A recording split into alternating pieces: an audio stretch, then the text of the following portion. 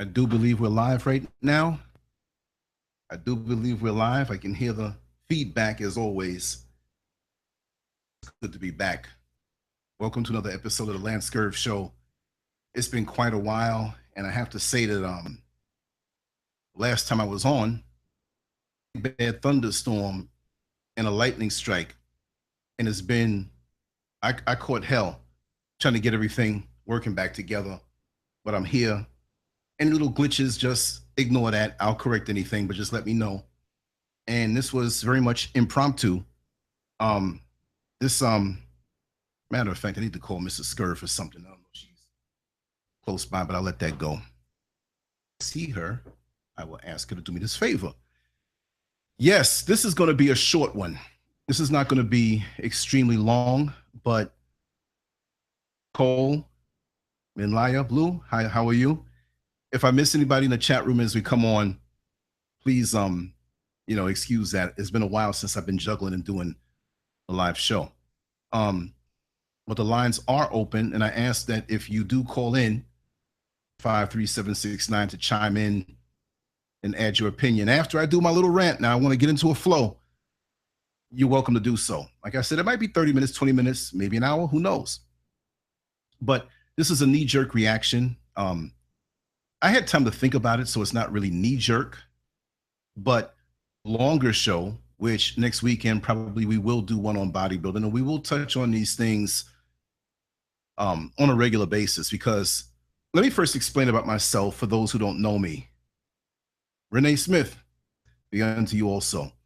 I was involved in bodybuilding, okay? And this is not an ego thing, but there are people who are just coming here for the, who is this guy talking about bodybuilding? He never did anything. He never won anything. And I'm a little guy. In relation, I never did the things of the magnitude of a Rich Piano who passed away, or a Dallas McCarver who passed away this week. And this is why we're here. And this conversation is long overdue. And I feel as though, I'm not going to say knowledge like I'm some great guru, but I happen to be sitting on a perspective that can be quite interesting. And since I have the setup to be able to do the live streams this way and taking the calls and do stuff on a regular basis, I want to touch on that, right? Because, yes, Nicole, Mr. Scurv, Nicole said hi. I don't know if she can hear me. We're in the house. I'm getting ghetto with it, right? Yeah, she cleans so much, Mr. Scrub. Freudian slip. We both do. For me, I was introduced to, and I'm saying all this for a reason. I was introduced to bodybuilding from birth. My father passed away in 1990 at the age of 74, much too early.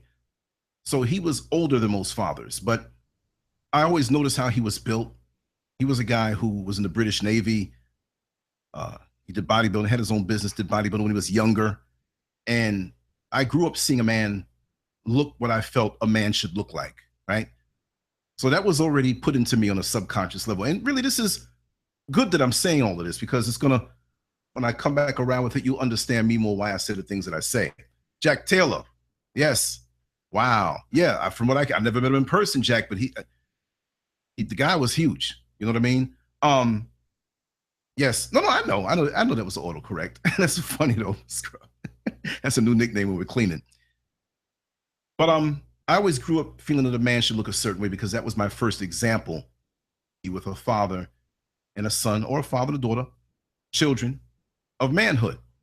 So I started messing around at the age of 13 with weights, set of weights that was in my basement that was kind of rusty. And it really hit me on a competitive level, where a neighbor of mine lived across the street from me, Craig Bastian. I'm going to put his name out there. Hanging out, 13 years old, the same age. And this was a guy who at 6 years old bloodied my nose, 5 or 6 years old when I first moved out to Queens. He bloodied my nose. We were buddies after that. We started seeing how much we can curl. That competitive spirit, that thing in me was born even more so, even though I had the template of my father and his imagery of manhood on a physical level, and on all levels, but the physical. When you're seeing this, it's like, hey, daddy's arms are huge, and look at mine. Daddy's chest is huge, and look at mine. Daddy's waistline is small, and I don't want to get fat. So that's something that when squirrels hang out with squirrels, they learn how to be squirrels, right? and that's a different topic. So we curled, we curled, we curled. You know, my father saw my interest in it and he said, listen, you know, there's much more to this than just your biceps. Okay. So I learned about, you know, as much as he could tell me because he wasn't a space age kind of guy. He did martial arts, powerlifting, little weightlifting, bodybuilding and stuff, but it showed. And when I was 13, oh God, what was he? He had to be 60. Yeah. Yeah. When I was 13, he was 60 and still buff. There'll be people who will add their comments and they'll tell you straight up that no. Barry Biz, drop a word. The thing is that it was a camaraderie for me. And eventually I had my own makeshift stuff in the house and bodybuilding and sports. And, you know, at that particular age, for most young men, you have a slight insecurity that drives you. Healthy, right?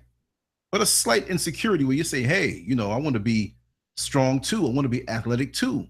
Unless you're a straight up nerd, which I was kind of nerdish. I was a nerd, but I was a hip nerd. I was exposed to too much. Yeah, too much too eventually. But and getting into that and the other fellows that got around me, and you meet other people who are into that,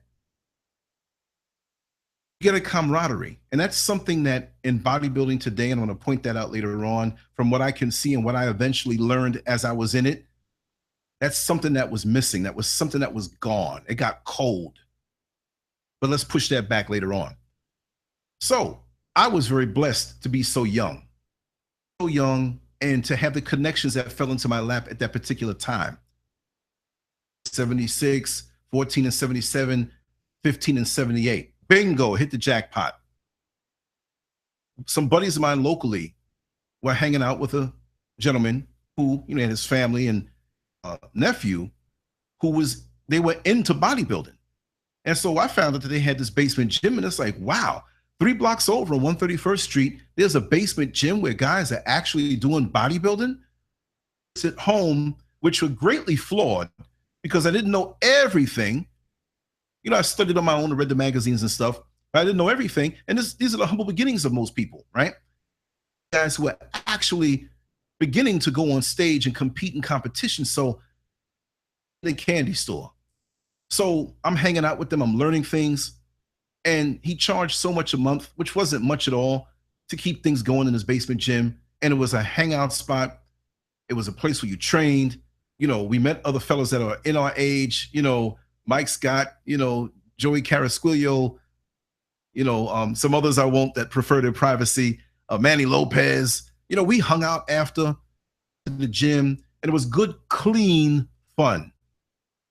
Clean, right? It was wholesome. And we believed in ourselves that we were going to be good one day. We were the neighborhood muscle men. You know, I was a little chubby at one point from eating too much supplements and eating too much food because I had to think about getting big. Cut that off, right? So I learned a lot, and we were exposed to other gyms. I went to competitions with these guys and watched them. And I went into my first competition in January, right? I was 16 years old, and I got my butt whipped, right? But it was a happy butt whipping. It was almost like Larry Holmes when he was an up-and-coming boxer, and he got a chance to spar with Muhammad Ali and get paid to spar with him. He got a black eye, and he was proud of it. I got my butt kicked, but I was proud of it because I made the leap and I made the point that I got at least to being on stage. Even though my body, I won't say was jacked up, I was 16 years old. In here and there, no real cuts, no real whatever. I had my flaws, but something caught inside of me. This is a good thing, but today it could be a very dangerous thing, right? So I'm going in competitions. I think it was another few months before I got my first trophy. It was 5th place. It was like, wow. I looked at that trophy. I walked around and zigzagged up and down the neighborhood. I acted cool because I wanted people to see that. You see, Simply Deep, how are you? Yes, yes, yes, yes. Good to see you. Good to see the whole thing up there. And this is not going to be long, y'all, but later on, we'll probably get on after the fight and talk about Mayweather and McGregor live. So those who are watching and listening now, tune in later on. Don't know what time it's going to be because I have something to do. But okay, go ahead now. When I'm in competition, getting better, watching what I'm eating, still having fun, feeling proud of myself, that I'm taking care of myself. Crack wasn't around then, but there was still a lot of heroin, a lot of alcohol, a lot of drugs. But I wasn't raised in that kind of household, and I was very strong because bodybuilding taught me, it taught me discipline. My brother Bobby here. Okay, boom. Let me just let him know that this is live because he is a former competitive bodybuilder, but he's private, so I won't say anything bad. I'm going to drop this link to a few other people too who might be interested. Okay, let me just see. I know my boy Britton would love to hear this. Yes, this is the thing. I began to see different things like extremely huge bodybuilders, right? Now, going back a little bit, I was old in 78. Junior, who owned the basement gym, he was friends with a young man named Wayne D'Amelia. Wayne D'Amelia is, well, I don't know if he's still alive or with us. I believe he is, because the news would have got around if he isn't. He wasn't a bodybuilder, but he was a promoter of a show called the Night of the Champions, right? And he worked at the phone company. Now, I don't know why he worked at the phone company with the amount of cash that he had, but I'm not in any man's pockets. But I always wondered, I think it was something for tax reasons, right? But him and Junior worked at the telephone company, right? And Junior's the one who had the basement gym. Well, Wayne D'Amelia would fly these guys in like Robbie Robinson, Bill Grant, Pete Grimkowski, Mike Mensa, whoever it might have been, Joe Nazario, but the top guys in the sport that went into the Night of the Champions. I would compare the Night of the Champions to today's Arnold Classic. Arnold Classic is not the Olympia, but it is a top show. It wasn't the Olympia, but it was, other than that, the top pro show. Okay? So it was the who's who, and they were very creative with how they did those shows. But Wayne D'Amelia would always ask Junior, listen, Cole, from the airport, could you pick up Robbie Robinson from the airport? Could you pick up the Czechoslovakian bodybuilding team that in the amateurs, they were Czechoslovakia, but they turned pro now, but they're in town? Could you pick them up? But guess what? Kennedy Airport is right there near Jamaica / Richmond Hill, Queens, right 3 minutes down from the airport. So he would swing these guys by the basement of a gym.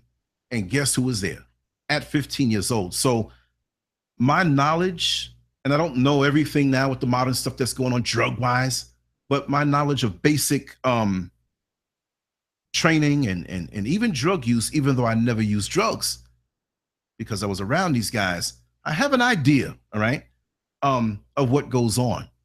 So this is why I'm sharing this right now. And again, this is just a shorty, drop it in the bucket, come back from the dead type, live stream.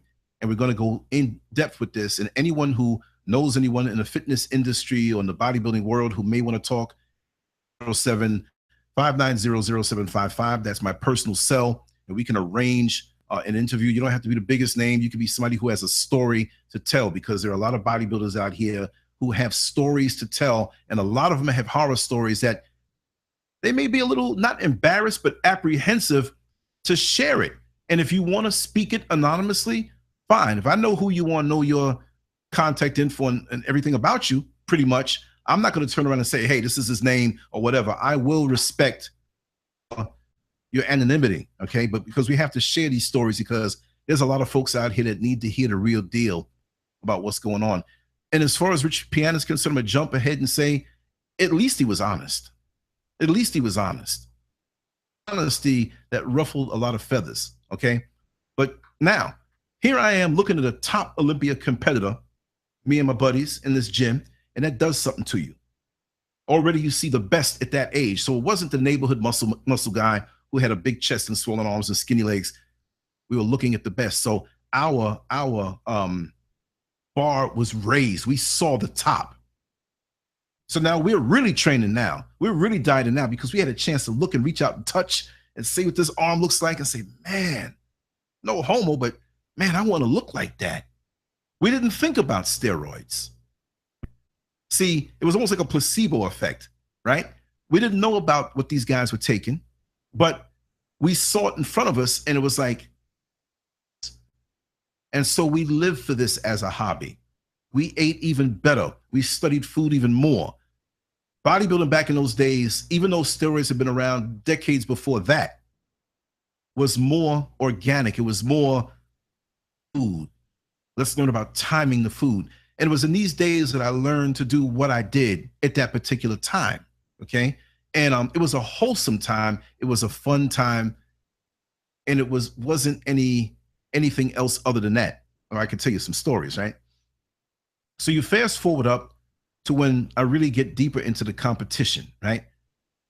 And everybody who knows me knows the same old little funky picture that I always show. But for those who don't know, let me see. I'll hold it up again. This is when I won. Let me see. I got to go to this. I can't even see my own screen. So let me put this down. Here it is. Here it is. Here it is. Let me hold this up until it pops up on the screen of when I okay, that's it. Right there. See my finger and look down low. I don't know if there's any reflection in there, anything, but that's old Scurv when I won the national America, Teenage Mr. America in 1982. Right? And you could see that on some other photos, but the light over it's so much light right now that okay, that's me right there. See? With my hands behind my back. Anyway, this is the copy of Iron Man magazine that it was in, and there are numerous photos in different magazines that I have to really search to find. Okay, because those are old magazines. We didn't have Facebook back then. We didn't have smartphones back then, so it wasn't like, oh, where are all your photos? You know, some girls kid around you and say, okay, hey, you could take this. I regret that now. I wish I had them all, and I do have a few more I'm going to share. Oh yeah, thank you, Renee. About Paula White. Yeah, thank you, thank you. Plantation, huh? We all got to go on that plantation sometime. So my thing is about, because of our proximity to Wayne D'Amelio, the stories about certain bodybuilders and what they were doing, but it still did not stop us from dreaming about reaching our goals naturally, because that was something that it wasn't the dominant conversation. And even the bodybuilders back in those days, and I do not condone steroid use, and I know many guys who do, and I don't knock their decision for doing so. We all have our reasons. Because I will say this, for the most part, there's a certain amount of discipline that it takes. And I'm going to get to the dark sides. I'm just laying the foundation before I get there. It takes a certain amount of discipline to not eat certain things in this society. It takes a certain amount of discipline to 5-6 days a week get up and push your body beyond its limits. It takes a certain amount of discipline, especially when you are at a young age. Yes, the rewards are high because you look different than other people. But, you know, it takes a certain amount of discipline to study how to eat and everything, how certain substances as far as natural things affect your body, right? Exercises. So that alone turns you into somewhat of a brain when you pursue it at that level. But as the decades have gone by, I followed the sport and I stopped. I stopped in April of 1985, went to the gym a couple of weeks after that. But I told people, listen, I don't know what it is, but I don't want to do this anymore. I competed for 6 years, dozens, I believe, like almost 80 something, 90 shows, right? Early on, I got my butt kicked in most of them, but I had a whole lot of trophies. But it wasn't fun anymore as I got to my early 20s. The dark side of this whole thing. And I still loved it, but the dark side hurt me. And that, say, for those of us who have experienced selling a property, selling a home, a house, condo, whatever. You sell this place, you sell this house, and you kept up the house so nice. You drive through the neighborhood a year later and look at your former house that you don't own anymore, but you have a lot of emotions connected to it because you're living and family members and certain things, just wonderful memories that were there. But then now you look at it and the grass is not cut. The windows is broken. The paint job is shabby. It just looks like a rundown place. It doesn't have anything to do with you anymore, but it hurts. And it's the same way when, say, for example, you know, you were intimately connected with someone on an emotional level, maybe physical, an old relationship. And he or she, I have to say he or she, or he, she, this is 2017, right? But And the pretty teeth that they had, it's few. Looks like a broken piano keyboard, their teeth. They look run down, sucked out of the energy that they had when they were with you. And you realize that they're on crack now. Try to become that person again to fool you because they know that you could sense that something's wrong with them. And it doesn't fool them or fool you, rather. And after a brief conversation, you think about the memories that you shared. And even though the relationship that you were in may have been one that you at one time said, maybe this can go something, even though you didn't do that and you're okay with that, it hurts because you're still connected. There may still be a soul tie there. And you say to yourself, man, this really hurts. So when I see people in bodybuilding now and I listen to the sport and I've been really following it even more, because for me, when I stopped, it was emotional. Because this thing that helped me to learn myself and give me more confidence, not that I lack confidence, more confidence, it gave me the discipline more so because I worked the discipline. And when you work the discipline, you understand what it takes to achieve a goal. So take that and transfer that confidence that honed into other areas, the same way in Arnold Schwarzenegger, who had a funny last name and a weird sounding accent to most Americans, turned himself into a household name because of that determination that he had on the inside. Whatever, he's still human. We know the little things that he did. And he's not perfect either. I have a few issues with him too. That's not something that we speak about here. But I was emotional. I said, you know what? I'm through with this. I was tired of the prostitution. Not that I did it. I saw the athletes, I'm talking about the bodybuilders now, who sold themselves. Not all of them, but many of them. They sold themselves to rich doctors and rich lawyers and sold their bodies because for a competition, but they didn't feel that they were good enough. And they may not have been a good enough naturally level. Well, leave it alone. But no, they wanted to get the drugs. But how are you going to work a job, you know, in their mind? Work out 2-3 times a day, be on a strict diet, and have enough money, regular bills come your way.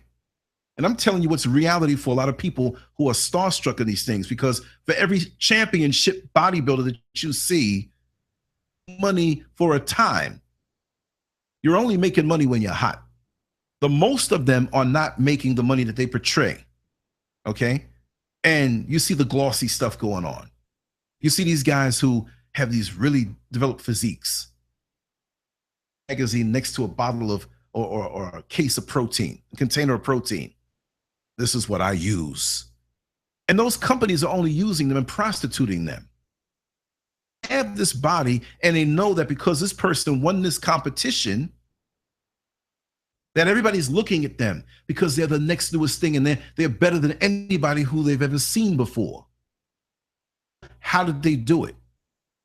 And it's the same exercises that anybody else has done. We all have our genetics, which we can't control, right? But when you can overcome your limitations and get to that point, because there's that healthy and unhealthy sense of insecurity in all of us. Some of us have it, most of us have it on a healthy level. But in a narcissistic society like we live in right now, with the instant gratification of taking a photo for Instagram, Facebook, Twitter, or a video, or live stream on YouTube, I would say us, but I'm not involved in it anymore. And I would like to get into it naturally again, but I'm a little screwed up in the head behind all of this. Even 35 years after stepping on stage for the last time in my life. Sorry, 32 years, 35 years in that picture, but 32 years. And I was in great shape, but there was nothing but steroid guys around me. And I was like, is it worth it? So many are led to buy that particular protein that they see their favorite champion endorsing, not realizing that it wasn't that protein for a year or 6 months And here's a guy who's been training for 10 years or 5 years saying he always used this. Look through the smoke screen. He's selling his name. What really got him to that point of development? What really got him there? Not to knock bodybuilders, and I'm not a sour grapes type guy. No, I'm not. I love bodybuilding. But it's just like having a crackhead brother, which I do. But do you think that I'm going to invite him back in my life unless he's healthy? Would I invite bodybuilding back in my life wholeheartedly, knowing that it's a sick sport? And a title that says, is bodybuilding truly the toxic sport that the media portrays it to be? If it wasn't toxic, the media wouldn't have anything to run with. It can be a very healthy endeavor, and I recommend it to most, but under the guidance of someone who's the deal. Because again, when you have a healthy sense of insecurity, it can go haywire. Flame on the stove low. And take a chance and run out to the store and get pulled over by the police, and now that thing that you timed on the stove is going to burn. The very fire that cooks your food can burn down your house. The very medicine that you take to heal up an ailment, once you take it past the time that you're supposed to take it. Talk about taking it, right? I don't have any notes, y'all. This is just a little touch, a little taste from the heart. YouTuber who is just a one-way Charlie. And I told Nicole the other day, and I said, listen, this is going to be about evolving, about my life. So you can't manufacture this. This is not something I do for YouTube hits or anything. They prop themselves up a certain way and whatever. I have been through a lot of sugar honey iced tea, and I have no problem talking about it, right? Something manufactured, because some people can't even talk about this stuff in my general niche because they have no experience with that, right? When you're on YouTube, do you. So for the new people who look through the videos and different things, and I urge everybody to go to Lancescurv.com, share the posts, and click on some of the sponsor ads, let them know that you're there. It would help me out greatly. But, you know, we got to be real with what we're doing. And yes, Carl, yes, hard sport and expensive too. It does become an addiction. And that's what I want to speak about, because it's a balancing act. Because now you change the way you look, right? And that should make us feel more confident. And I'm saying this to parents, and I'm saying this to people who have people around them that are getting into this. And this is male and female. Image issues. You will see, and there's always on a Saturday in the mall, some muscle guy walking around. This person, male or female, and the females tend to show their thighs and their buttocks and how small the waist is, and you know, the little line, the six pack or whatever, and they walk all go. You know, I understand. I never did that like that. And, you know, I had my little period of showing off, but for the most part, I kept myself covered. You know, I like when people get shocked when they would see what I had. Okay. The thing is that you got all kind of substances that they're using right now. And the healthy sense of insecurity can become unhealthy when you don't see yourself as you should. You change the way you look. The world looks at you as fabulous as you are. But the very insecurity to improve your physique and the way you look, all of a sudden now, there are other options now, but you don't see yourself as looking good. You see yourself as either that chubby little kid that you were, or whatever you thought that you were in an imperfect form, but there's no perfection. But when you want to strive to change yourself physically so much, all the guys over you in development or who put in years in training, they are perfect. It's when you're impressionable. And so how do I get to that point where they are? What I have to do. And there's always that person in the gym who he's selling the stuff. And now this stuff is illegal. Back in the day, It really wasn't, because there was no light shining down on that. And the ramifications associated with that. Folks were focusing more on heroin, cocaine, and other substances. And some who will defend steroids will say, well, listen, I never, got drunk from a steroid and killed somebody, whatever, like heroin addict or whatever. There's all kind of reasons to justify it. But to me, honestly, and this is no shade on the people that I know who have done it, who I know personally, I love you all. And many of my friends are dead. They're not here anymore. Heart attack, heart attack, heart attack, liver problems, kidney shut down, heart attack, liver, kidney, heart attack. I found a list several months ago online through the search. I was purposely looking for deceased bodybuilders who were of a certain standard, not just Mr. Olympia, whatever. I know those, but those kind of guys that I competed against when I was young that continued on, got more developed, and got to a certain point where they won some really heavy amateur titles.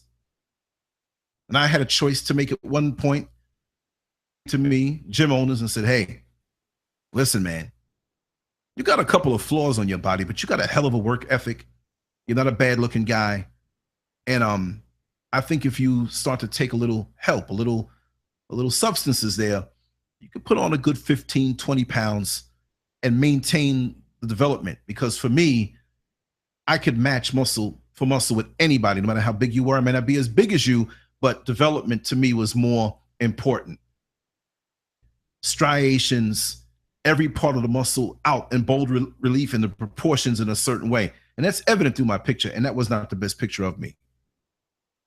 I don't have a six pack anymore. I have a one pack, one big pack of gut right there hanging, right? I know how to get rid of it, but it's going to take time.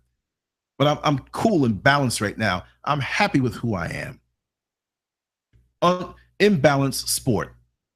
On the extreme level, you look back, there's the camaraderie, there's a training, and I love to always push with something. And I believe that helped to make me the way I am today. Balance, because you have guys that they'll run into that pusher in the gym. This little bit is on me. The same way in the street. Check it out. Use this for 2 months and tell me how you feel. Does that guy have some kind of medical background? Are you sick and need the help of some type of steroid to get you over the sickness, like an elderly person who has some type of lupus or some type of sickness where if they didn't take some boost from the outside, they might wither away, right? Doctor. But you see everybody chilling in the gym, music bumping. These dudes got huge arms, and they always have an abundance of young ladies who are hanging around them, but that's in the now. They don't see the future. They don't see what's happening on the inside. Do you understand that good health does not mean what you see on the exterior? When you buy a car, do you buy it because of the body of the car? Man, that's a hell of a paint job. Listen, I'm gonna buy it. No, you want the engine to work right. But in bodybuilding, see, most don't realize who are on the outside, that you have a choice to make between health. Are you doing this to enhance your life? Or are you doing this on the flip side, on the other end of the spectrum, to become your life? And many don't understand that it's like getting caught in quicksand. Nobody says, well, I want to make it become my life. Not on that level, on the bad level. They just think about the good things, but it becomes your life and you shut off. The discipline that you had now becomes tunnel vision that many can't shut off. Priorities now. You see a lot of these celebrities who are bodybuilders now, bodybuilding celebrities driving the cars and nice cars, and they're portraying, and a lot have done this. Thank God for the internet, because now it's a visual thing that people can see. And now you can, if some of the guys I knew back in the day had the internet, right? Provided they lived through what they were doing to the bodies to look that way. Because even still, those who are in the sport will say, well, steroids is not going to make you a champion because look how many guys are taking steroids and they're not on these certain levels. Good, granted. There are a lot of variables. There's your ability to train and train consistently. embark on any new endeavor, they'll do it for a while and they fall off because they wanted it overnight. Why do you think from Black Friday, November, December, January, they hit you with ads to join the LA Fitness and this spa and this gym and this Gold's Gym and all this stuff because you feel guilty in the wintertime after stuffing your face, putting on a few pounds, and with the whole new year there, something tells you that the new year is different and I got to change and I see this ad and I'm going to go and pay for this membership. And you're so enthusiastic. No. I'm not going to pay for just a month. I'm going to pay for the whole year. And you go. And you don't make it to February, through January. Because that was a reactionary thing. And they get your business that way. Most of us don't even have it to study and make this a thing. And in my younger years, we were students of the game. We were students of the game, drug-free. I know I was. And many who weren't, they were still students of the game. But the problem is now, a lot of youngsters don't want to become that. And with maximum development, most times they don't know how they got that way. Meaning that, yeah, they know. Well, what do you do for chest? You have a fabulous chest. Oh, I do dumbbell flies and I do heavy benching and dumbbell presses and a couple cable crossovers. Or if you watch their style of training and you look at their development, you say, wait a second. They're not doing full range of motion. They're not keeping the rest down between sets down to a minimum. They're not trying to increase the weight slightly over time. They're not doing perfect, proper form. Pumping, walking around, and you're disappointed. You know, it's one thing to be a ballroom brawl kind of guy. You can be that. But look at a guy like Bruce Lee who studied the art. I forgot the style that he used. I couldn't even pronounce it. I'm seeing it spelled out. I'm not even going to embarrass myself that way. Every single thing about it. And he became a master at it. And he incorporated other things. You know, I'm looking at the chat room. Yeah, that's right. That's right, Nicole. And Renee, many of these products can do damage to your body. Yes. Yes, things that you think that'll help you. Exactly. Wow. Look, this is not going to be long because I got to leave it about 15, 20 minutes, right? But, and maybe Mrs. Scurv will give me a little more time, right? Maybe I'll come back. Well, I will come back later on.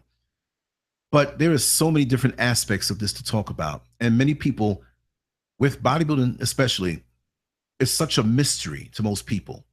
And you know the fools when they open up their mouth and they don't know what they're talking about. They don't know what they're talking about, even if they look good. And the sad part about it is, with all my history in this, right, and my love for it over decades, even though I only competed for 6 years, I still have retained so much from hands-on experience and watching others around me and the experiences that they've had. And I will name drop as far as the good guys around me. I'm not going to name drop people that did steroids, no. But there were some top guys that really influenced me that I knew on a day-to-day basis and trained side by side with them. Back in that time up in the Northeast in New York City. Most, I won't say most have had a horror story, but most have an ending unless they died. But they're still alive. It wasn't a happy ending. A lot of these guys are living nondescript lives, so far away from what they thought they would live if they had that external armor of muscle put on them. It's a thankless sport. Do out of the love, not for anything else. If you can turn what you do into a business, doing personal training, fine, so be it. Back in the day when I was doing it, you just had to know what you're talking about. You didn't have to go through any schooling or anything.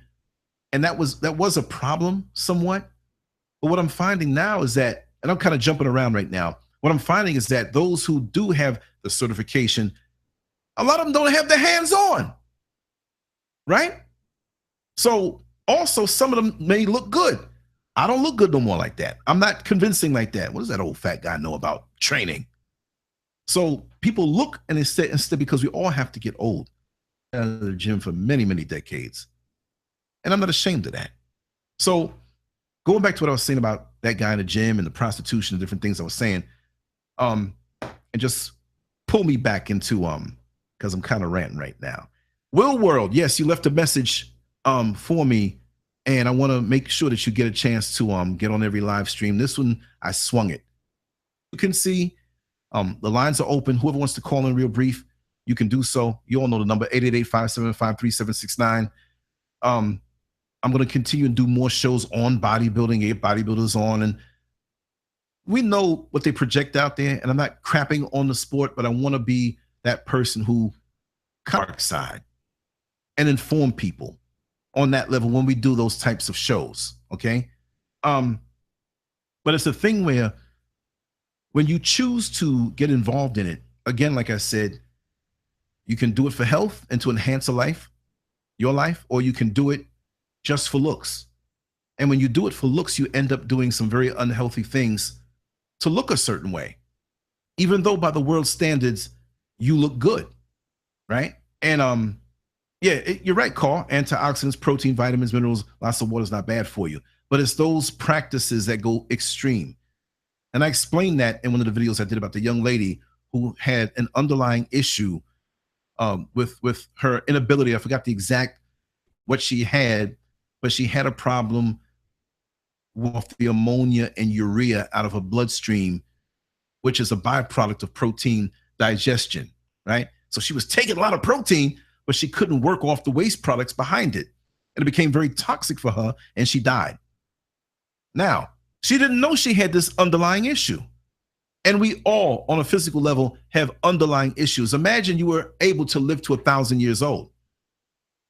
Cancer, or that lump that may have been inside of you dormant, not to be brutish or rude or disrespectful, I'm just telling it like it is.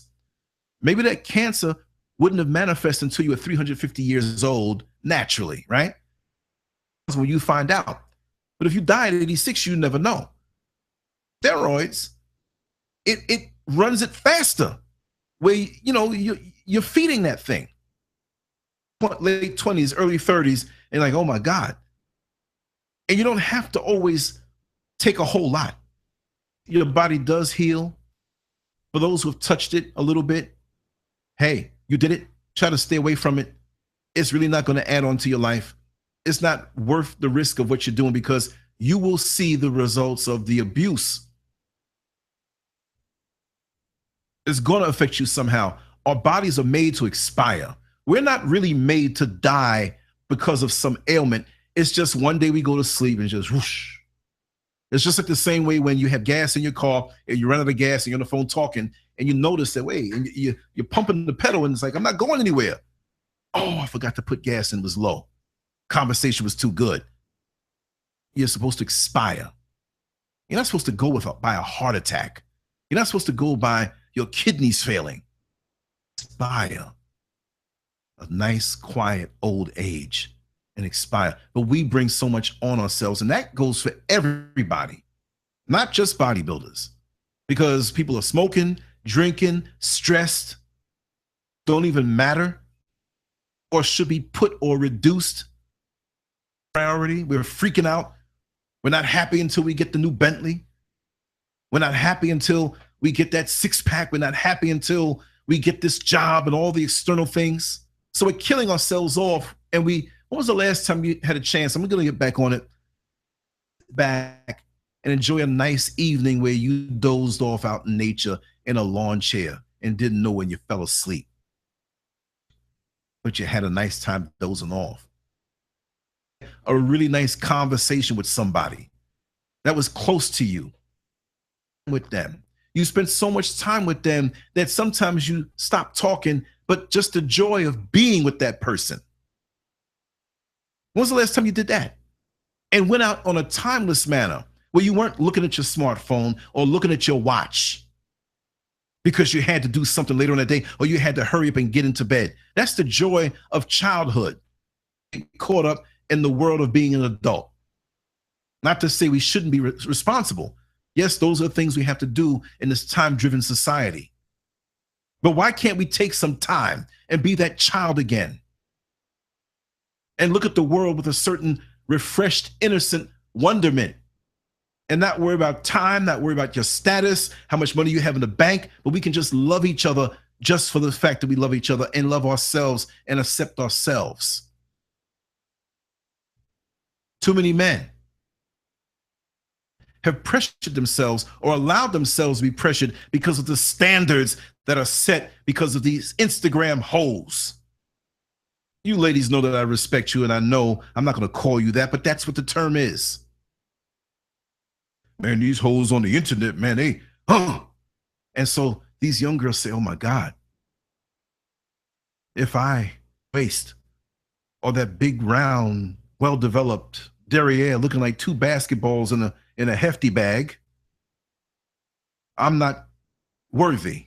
Or under my neck, looking like two water balloons, I'm not worthy. I got to be tatted up. I've got to get a false butt backside. And these people go to different countries because they can't afford to get it done here, and they have stuff shot in their backside.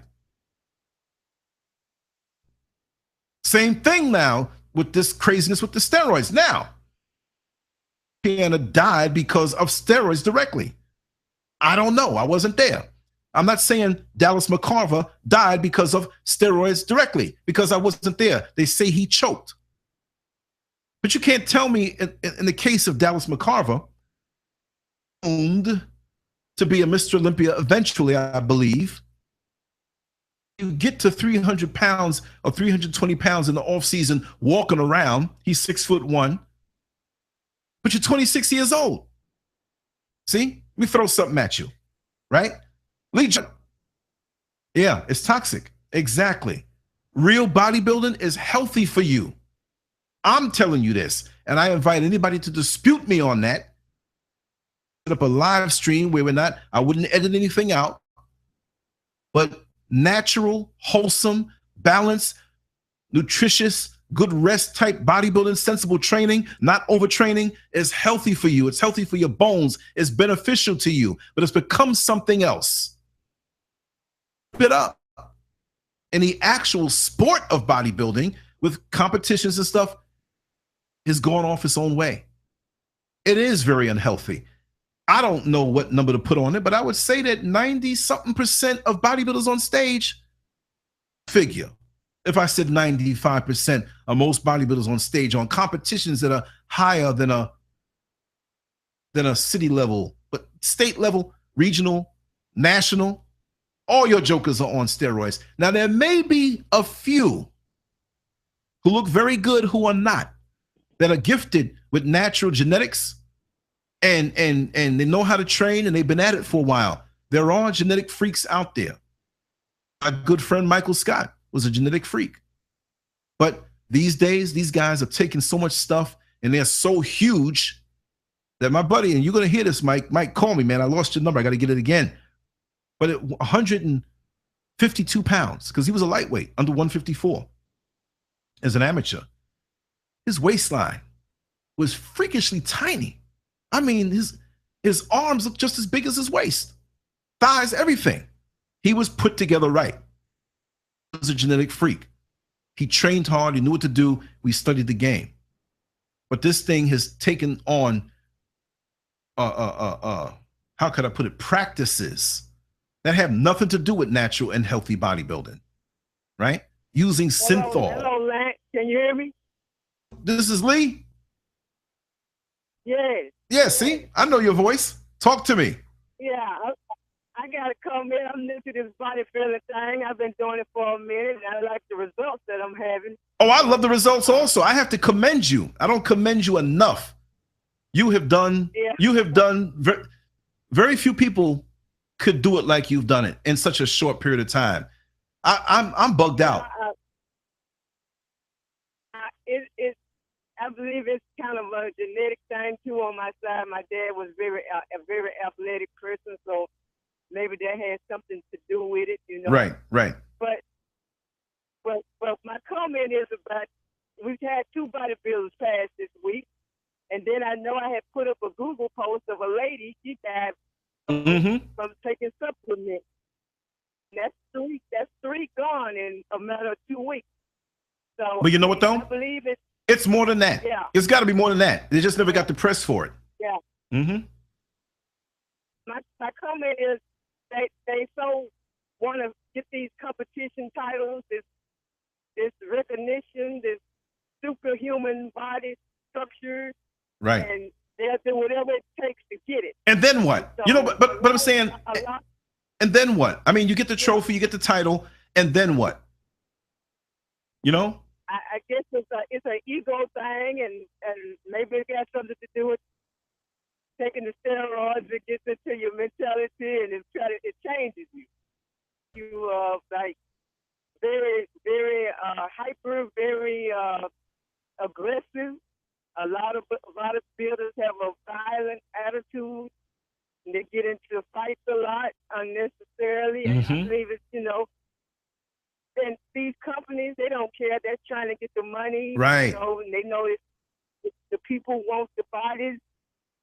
To spend $100 for a can of this powder, and you don't know what you put it in your body. You just see something like mass gains on the ball. Oh, I'm going to take this. You don't know what's in there, and lots of times it's not even regulated, and lots of times it's not. There's nothing in there like they say on the side of the can. Come on, you're right. You're 100% right. You can't even pronounce what's in this stuff, and they take that stuff and pre-workout and BCAA, whatever, they take whatever, they just drinking out these bottles. I'm like, do y'all actually know what y'all putting into y'all bodies? So a lot of women are taking on these male characteristics that I've seen too. Their body, they have arms like men now, and their faces. They're taking it. They're taking steroids now. Yeah. So, let me just drop it. I want you to stay on the line, and I want you to vibe with me for a little while longer. But I want to just say this. Yeah. With the women who take the steroids, don't you know that when your voice gets deeper, it never changes back again? You get the secondary sexual characteristics of a man because you're taking male hormones on such a level. Women produce very small amounts of testosterone. The menstrual cycle stops. It stops, and guess what? The clit enlarges and stays that way. Penis now, as a gift. Right. They don't know what you are when you get naked. I'm like, no, I don't need to take all that. I'm like this. I mean, if I never that you are competition, if they say I have to get on the juice to get on the competition, I said, no, thank you, I'm fine. I don't care. Exactly. And let me just explain to people to the best of my ability, because I'm not a doctor. This, and I'm gonna throw around some numbers just to make an example, and I've done this before on other shows. Steroids are a synthetic copy of testosterone, the male hormone, the hormone that makes a man a man. Some men have more, some men naturally have less. I don't know what the average may be, but it's produced in the testicles, the balls, okay? Yeah. And keep it real here, right? Every day a man secretes 5 milligrams of testosterone into his system when he's in his early 20s, because it starts to diminish after a certain point anyway. Let's just pick that number. It could be 1 million, it could be 2, it could be 50. I'm just going to say 5. Could have make that up to make the point. And your body self-regulates all the time.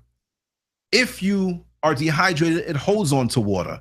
If you drink a lot of water, it wants to get rid of water. So it's always trying to balance. You're always in a state of flux, one minute to the next, which these changes in your body, it affects the way you look and how you feel and what your muscles look like.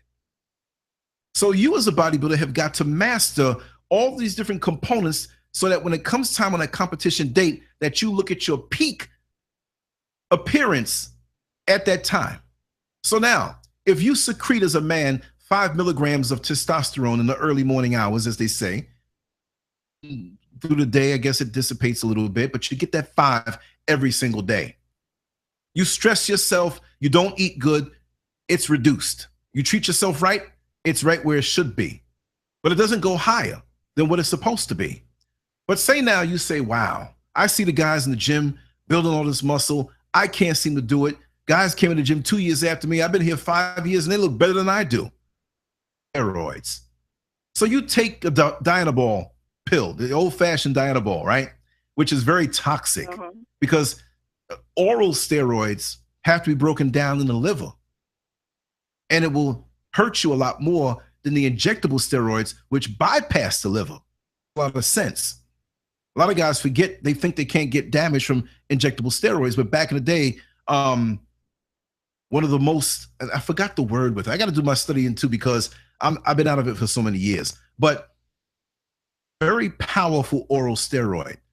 That and, oh God, what's the other one? Does it start with a P? I saw the 16-year-old take this thing and mess himself up. He never stopped. And he damn near turned himself into a woman when he got off. He was just all passive and stuff. But anyway, 5 milligrams from an external source, whatever it may be. For a time, your body's producing 5. Now you're taking 5 in from an outside source. Now you have 10. Now you feel like a beast. Not only are you eating more because you have an increased appetite, but you can recuperate even better. And that's what the drugs do for you. You can do more and recuperate faster.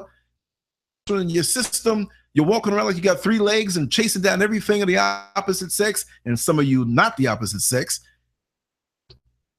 You feel, the only drawback is when you get pissed off, if that's your natural demeanor anyway, you go into the rages.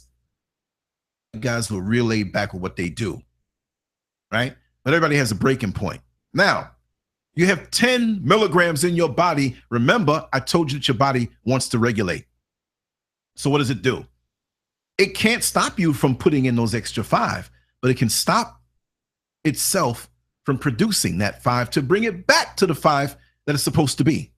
It's like, okay, you're going to add some in here and all you're supposed to get is 5. We're pulling back what we make. The problem is you stop taking it after a while.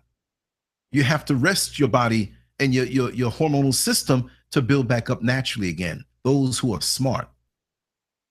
So you have 10 in your system. It goes back down to 5 over usually a 2-month period, a period of a cycle, right? So you're back at 5, you stop. You have none, you feel real passive. It builds up again, you do another cycle. The gains that you got from the training. Some guys now don't cycle. They stay on it all year. Oral steroids. They'll take the injectable steroids. We're not talking 5 milligrams. Let's put 200 of this. Give me 200 of that. Give me 500 of this. Growth hormones, diuretics, insulin, shooting in what's the thing? Synthol into their body to look a certain way. And the dangerous part about it is now, we look at people like Rich Piana and Dallas McCarver. I don't know what they did to get the way that they look, but it's obvious that they had some help. Rich Piana was more honest than what he was doing, right? But my thing is, and I'm going to wrap it up soon, that the normal guys out here are hip to it. They're not going for a competition. Not that it's any better if they do, right? But they're not going for a competition. They want to look good for that wedding that they're going to attend.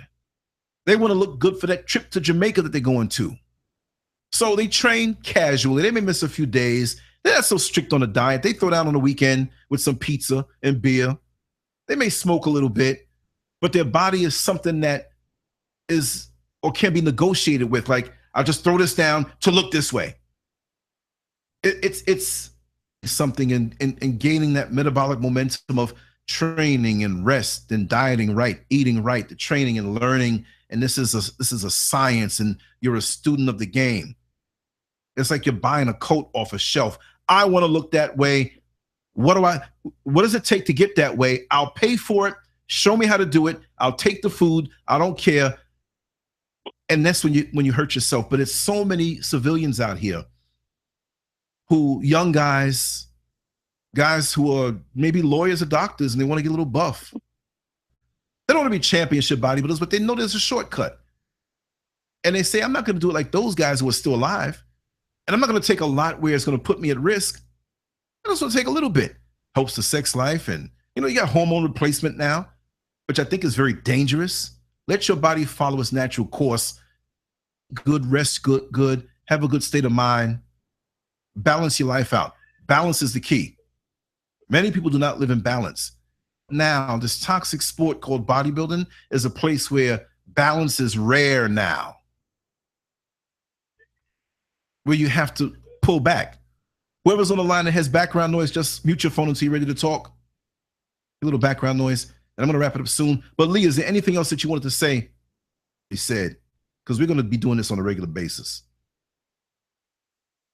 Now I was just noticing the bodybuilders, 3 of them died in 2 weeks, and it's something to start worrying about, you know, what the people are taking, and how dangerous it is. And remember, I wanted to talk about. And remember, this is a topic that will cover so many different facets, because these guys who are bodybuilders are not freaks. The male and females are not freaks. The ones who abuse drugs, and they react just like other humans. It's just that they chose this thing, and it's very evident on their downfall. Look how many people are sniffing coke and smoking crack. You can't see that, but they're destroying themselves from the inside. They're not living balanced. When my thing, again, like I said, the prostitution, the tunnel vision, the imbalanced priorities, that doesn't make for a healthy life. You old guys know that. And every few weeks, I will snatch a piece of fish. Yes, I will. Doesn't mean I'm not a vegan, right? But I'm weaning off of that, but I know it's not good. But every month or two, boom, a little piece of something. You evolve. You grow. You feed yourself knowledge. You get a greater awareness on how whatever it is that you're doing, life. That's why I say balance is very important. You have the mental, you have the physical, and you have the spiritual. And most of us who are in bodybuilding, it's all about the body. But that's just the armor. I had very great spiritual experiences while training and pushing myself to the limit, but I knew how to take it. I knew what it was. The facets of my life.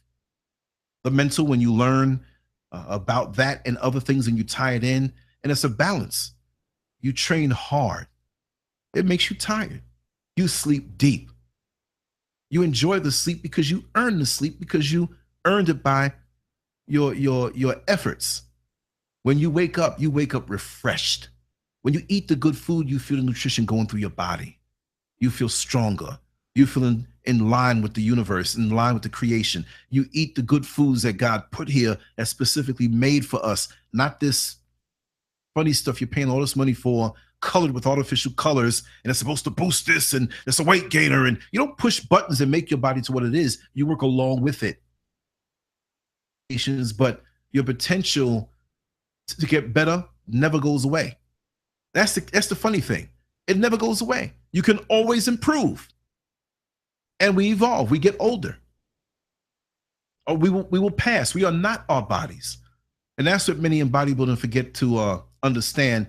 And they push themselves until one day there's a straw that breaks the camel's back. Right now. Also, the death part of bodybuilding, people dying. Okay, we had three in the last week or so. This has been going on, right? Not just because of steroids per se, but the unhealthy practices that we do to look a certain way. Cells, kidneys shut down. The imbalanced meals that we have, focusing on just one component. Look, just like a painter has a palette, and it has red, and blue, and green, and yellow, and orange, and purple on the palette picture with those colors. And we're painting something out in the wild, something in the forest. You're going to use more browns and greens on that particular picture because that's what it requires, right? Now, if you're doing some urban city landscape now, right? You're going to use more grays and more silver and metallic stuff, artificial stuff, the yellow in the street, whatever. So every time the picture, you're using some colors, and you're not knocking out certain colors, but you use less of them. I'm saying that for a reason. When you're bodybuilding, you have a goal. You don't just eat just protein and cut out the carbohydrates. You need carbohydrates. You need essential fats. You need minerals and vitamins and good water. You need those things. Putting on weight, not by any extreme dietary practice, but you'll add on a little. You eat a little extra of this, not too much to blow yourself out, right? But you do, oh man, we've been here for a while because this video is jumping to another one. I said, let me have something here in the background related on a bodybuilder level. And we will be doing some Skype shows soon. Let me just take, before I finish up, I didn't make the link yet, but Friday, September 1st, we have a woman who is going to speak about government mind control. Now, this lady is not a quack. I know I've had some people on that didn't know really how to express themselves completely all over the world. She's a victim of this. She worked along with the government, and she's been a victim of the government stuff. And she articulates it. I mean, I had a brief conversation with her today. I didn't want to get off the phone. And she has documentation from the government that she will share in links. And what's the other thing that I had Googled that she told me to? The satanic torture calendar, something. And it spoke about things that happen on certain dates and why. All this. She's not going to show her face. She'll show the picture of herself. And I'll put these things out. I'm going to make that link this week. It's going to be out there. It's definitely going to be Friday, September 1st at 11 a.m. Eastern Standard Time. I got to get up and do the yard work on Friday. So after that, we'll do that live. If you miss it, it's going to be here directly right after. And there are a couple other people I'm reaching out to since I have the things working. And we're going to have some really great shows going on. So share, share, share, share. This is not about money. This is about me sharing what other people come at me with so that we can vibe on it, learn and become more aware and expand ourselves. Like I said, balance is key. Medium to do so. And even in doing YouTube videos and the online endeavors, you got to live balanced. You can't be behind the keyboard all day. If I didn't have the life experiences that I've had, I wouldn't be able to talk about things, right? But back to the bodybuilding. We're going to touch on this during the weekend, probably next Saturday. Put it up and I'll adjust whatever. And I want to go more into it. And I want to speak when I speak, not just in general like this, but one aspect of it. Research. I know people. I'm going to try to get some people who have had horror stories. I know a ton of friends of mine who are alive. Some may not want to talk. That's okay. That's cool. I respect that and I respect them. And some may want to talk. And if you know of anybody who wants to talk Saturday, and I'll set it up. I'll set it up by tomorrow or Monday. By the time Monday comes, I have everything set up for the week. And there'll be some other things. And I'll do the impromptu rants and different things that I throw up and everything like that. But yeah, I'm going to wrap it up now. I didn't want to really wrap it up so quick, but I've been here for about an hour, a little over an hour. I thought it was going to be 20 minutes, but like you said, Nicole, once I start running my mouth, I don't know how to stop. That's the truth. So look over here to see how to hit this link to knock it off. Good. That's in position. And being here. And yes, Makota. Yes, indeed. I'm going to drag out the camera. I'm going to get some hood shots and some stuff to bring back and share and some street interviews and stuff like that.